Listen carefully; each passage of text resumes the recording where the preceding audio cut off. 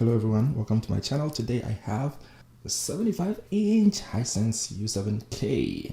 Now this unit is about $1,000 and that is the second to the flagship U8K, which the 75 inches will be about $1,500, and so this comes in I think at quite a bargain, and we're going to see if it is worth that $1,000. I think the 65 inch is also about $729.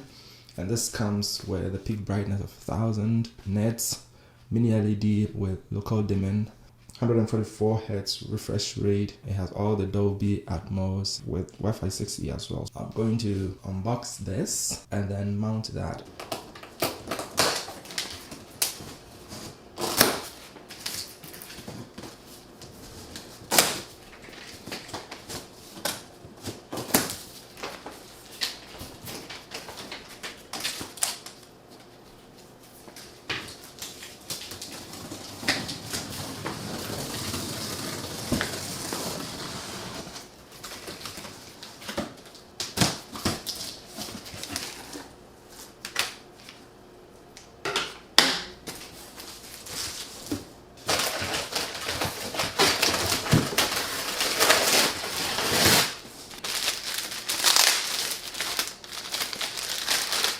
Here we have the stand, solid metal. Okay, here we have the power cable, the remote, which I understand is backlit, batteries, the screws for mounting the stand, and then all the literature, warranty card and setup guide. Then the second stand.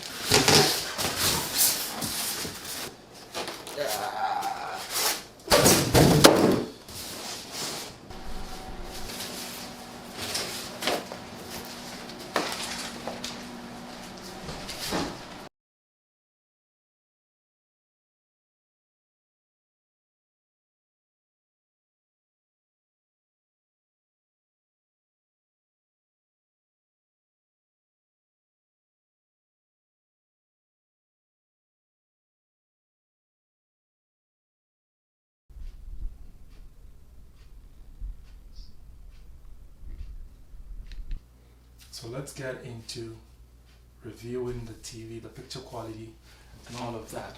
Now, as you can see from this image, there is some slight bloom around it, but it's not very obvious, which is pretty good. I mean, the number of local dimming zones are not like what you have in the U8K, but this is pretty good, especially when you compare it to some other TVs that I've seen. So let's see this. You can definitely see some form of bloom at the edges, but it's not very bad. Now look at the dark details there. I think those are pretty good.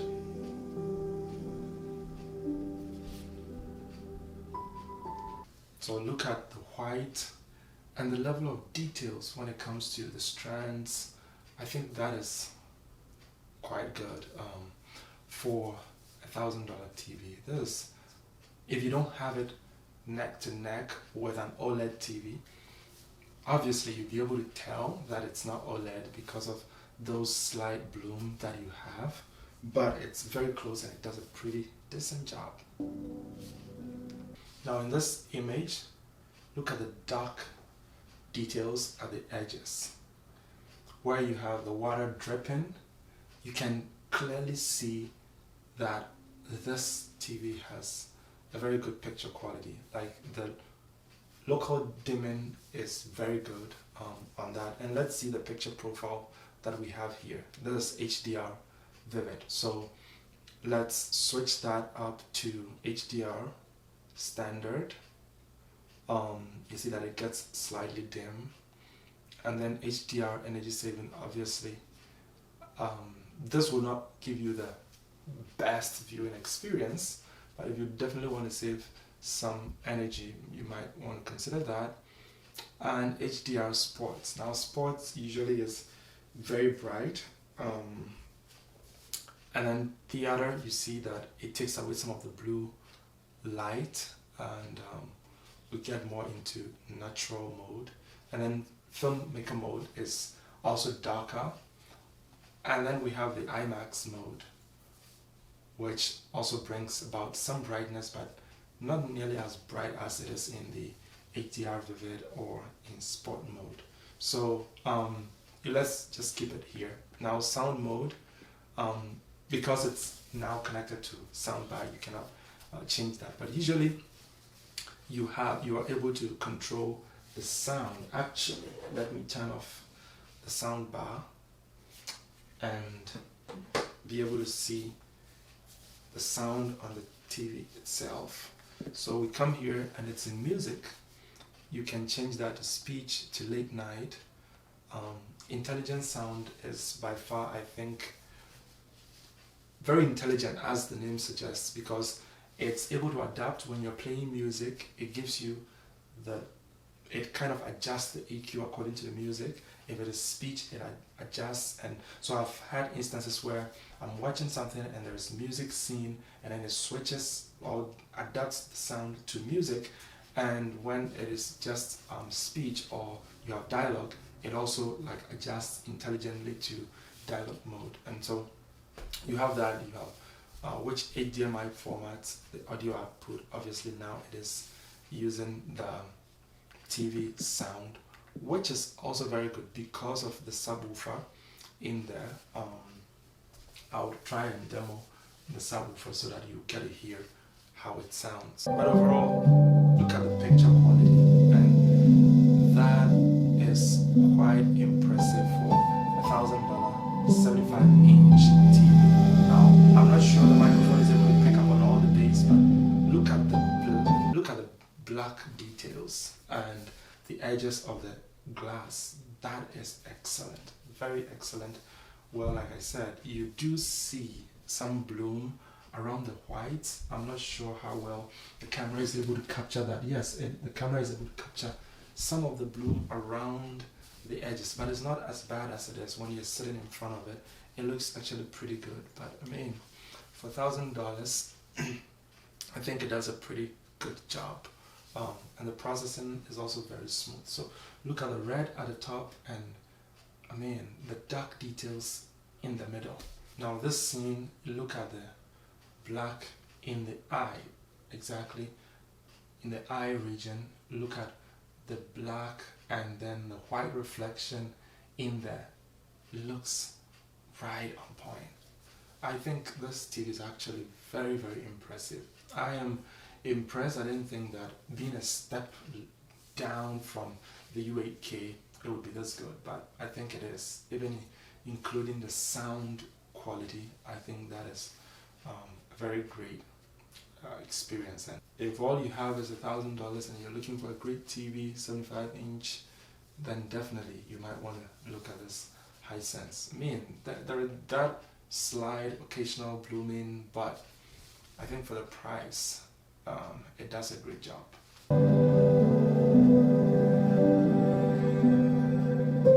So listen to the sound in these trailers.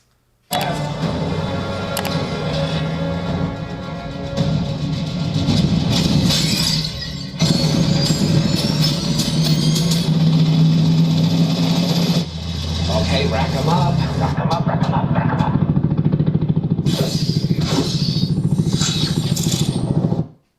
So these are all sound generated directly from the TV, no sound bar.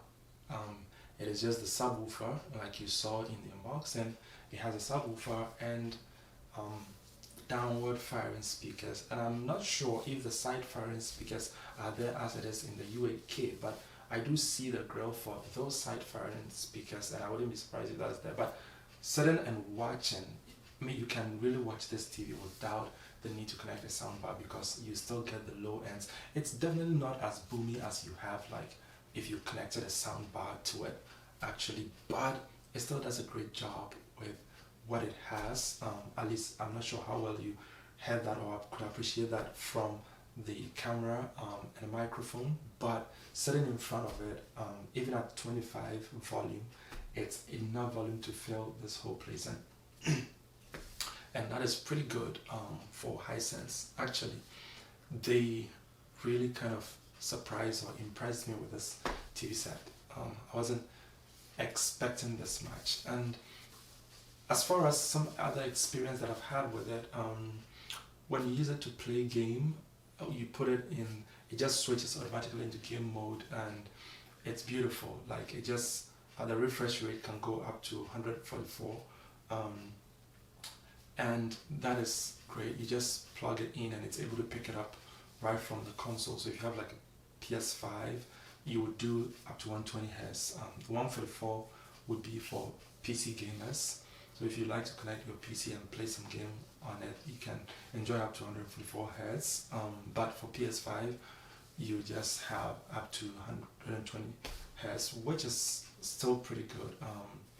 I've definitely used it to play some games, and the colors are there, they are vivid, it's all smooth, and also using it to watch sports and all of that. I think it is beautiful. If you haven't really had a lot of experience watching OLED and you got this mini LED, I don't think you would miss much. I mean, definitely the OLED experience is a step further, but this does not really make you feel like you're missing out on a lot, frankly speaking. And so, will I recommend this TV? Yes, for $1,000. I don't think you'll get any OLED for that price, especially for 75-inch. But if you have something around 2,000 to spend, then I'll suggest that you go for an OLED. Then again, the problem is you not get a high-end OLED TV around the 2,000. You should be probably looking at 3,000 upwards, especially if you're thinking of a 75-inch. Even 3,000 might not be able to give you the high end, but at least OLED, you think about the LG G series, the C series, those would definitely be better, but that would also cost you an arm and a leg. So for less than half the price, you can maybe do something like this and give you decent blacks, great sound quality. It runs on the Google OS or the Google TV, which runs very smooth on this.